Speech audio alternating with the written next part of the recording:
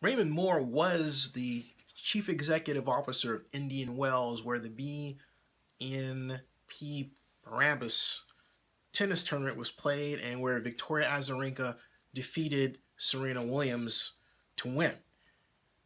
But that's not what made headlines. What made headlines was Mr. Moore's comments in the press conference afterward, because for some reason, best known only to Mr. Moore, or maybe he really doesn't know and he just had to run off at the mouth, in talking about ostensibly the business, and I didn't hear the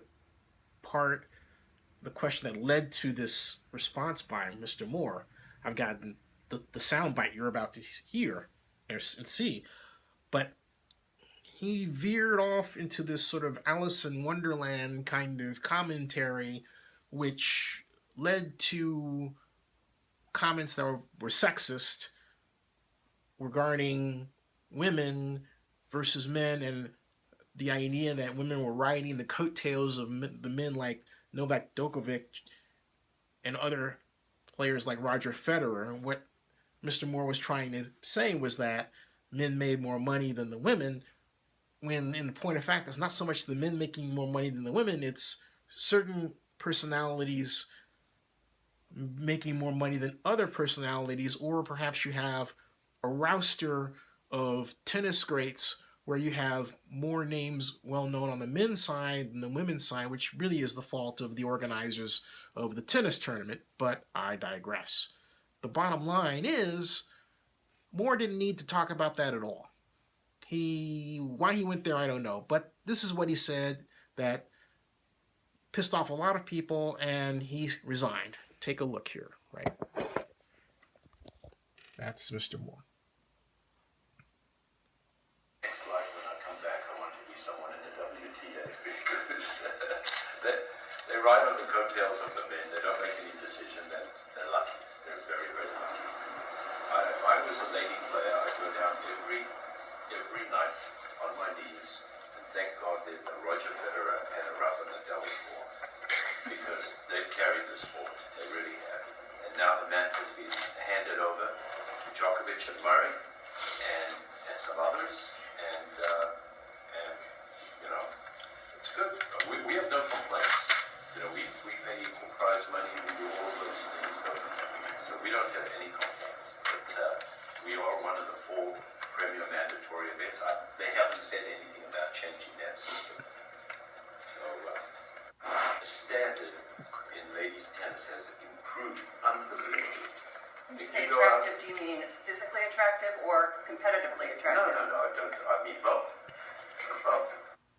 Now, see, that's where he got into trouble, because the bottom line is, I don't know why they went there or got involved in that, or how that came up, and I'm going to do a little more research there. But the problem in sport has been that generally the male side of a sport has made more money than the female side of the sport.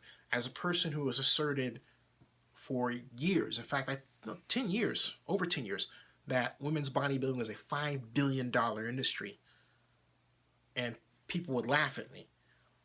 The bottom line has always been that women were never properly marketed, ever, at all. And it has to do with the fact that in all the cases, the ones who are doing the marketing for the most part are men, not women.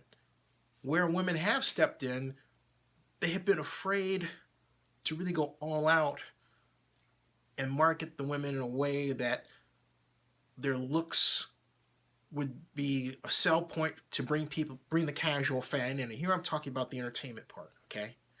My point is this. If women were marketed on a par with men, women would make more money than men.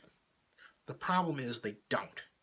So the reason why I say this is because what's lost here is a constructive conversation regarding how women are not properly marketed in sport. That is an ongoing problem. It is an enormous problem. Now, that said, this is where Mr. Moore is wrong. Tennis in general, at the professional level, is such that the majority of players do not make a living wage. There are a handful, both men and women, who do. And there are a lot more women who make more money than his comment would imply. His comment implies that no one does. That's completely wrong, folks. That's completely wrong. It may be from the perspective of ticket sales. I don't know because I don't have their books. But the bottom line is there are quite a few women tennis players making money, making very good money. Even if they lose, they might, haul down $100,000, like Serena Williams, for example. But the bottom line is that there's far more of them, the women, than you would be led to believe. But it's across the board, colleges, professional men tend to haul in more money than women.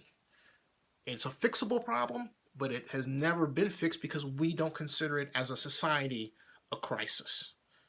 I think we should.